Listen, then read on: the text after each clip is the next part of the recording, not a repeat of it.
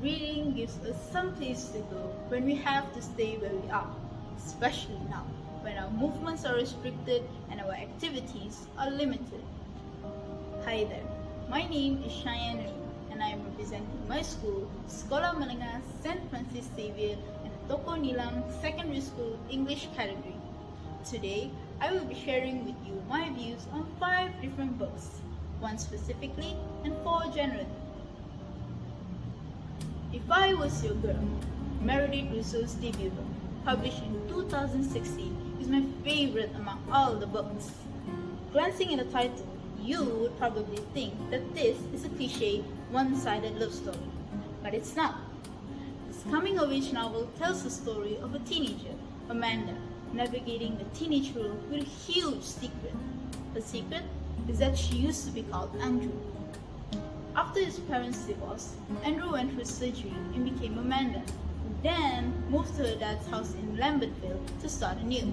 She met new friends, started dating, and even told her secret to a trusted friend who had the hearts for her. But when she rejected that trusted friend, her secret gets exposed in front of the whole school. Can you believe that? The protagonist, Amanda Hardy, is smart and open-minded. But she also has severe trust issues that get in the way of her relationships. This is due to the fact that she was bullied and attacked when she was still a boy, which led to suicide attempts and rejection from her father, who had high hopes for his son. So, when her secret was exposed, Amanda thought that everything would repeat itself like a never-ending nightmare. But it turns out the community in Lambertville was more on the receptive side.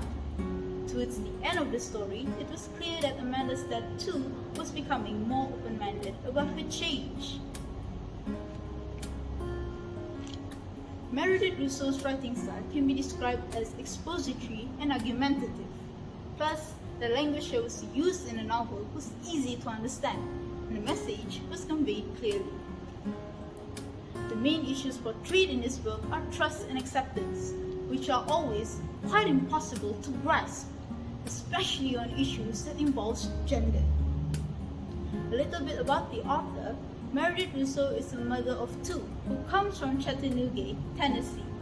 Her 2 well-known novels are If I Was Your Girl and Birthday, and a few other short stories such as Meet Cute and Don't Call Me Crazy. To top it all off, just like the book cover model Kira Conley, Meredith Rousseau is also a transgender woman.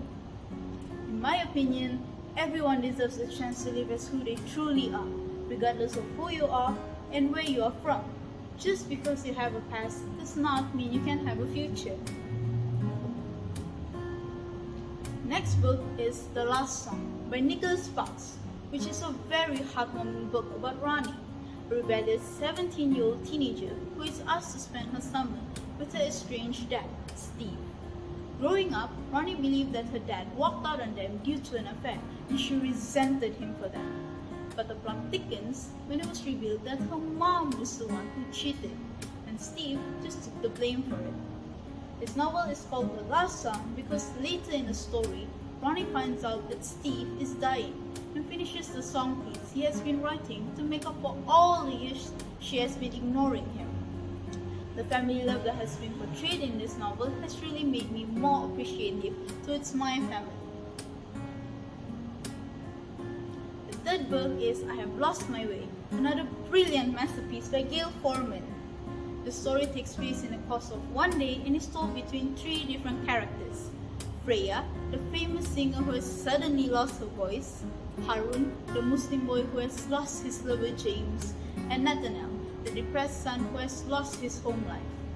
Instead of giving up and complaining, the characters could be seen helping each other sort out their problems, and I find that really comforting because you don't always have to face everything yourself. Reach out and ask for help. You are never alone. This next book is The Reader's Digest, a magazine of condensed articles of topical interest and entertainment values taken from other periodicals. The book also displays many different inspirational stories and great ideas, from health tips and all the way down to financial advices. For those who love short stories or articles, I truly recommend this book to them because I myself have picked up some pretty interesting info from this book. Now then, switch off the lights, pull the curtains shut, and be sure to sit alone because this last book is titled Twists from Haunting Tales, a fine writing by Madame Quilty. 8 different stories told through the eyes of 8 different protagonists, each with a mysterious tale of its own. As the stories are being told, you can see that the protagonists are all driven to action by their own feelings, envy, fear, and anger. Calling out all horror lovers, I recommend you giving this a try if you want a good fright. There you have it, all 5 books, each with its own interesting content and values. That's the thing about books. They make you travel everywhere without moving your feet. I can go everywhere within the comfort of my home. So, let's read. And with that said, my book review has come to an end. Thank you.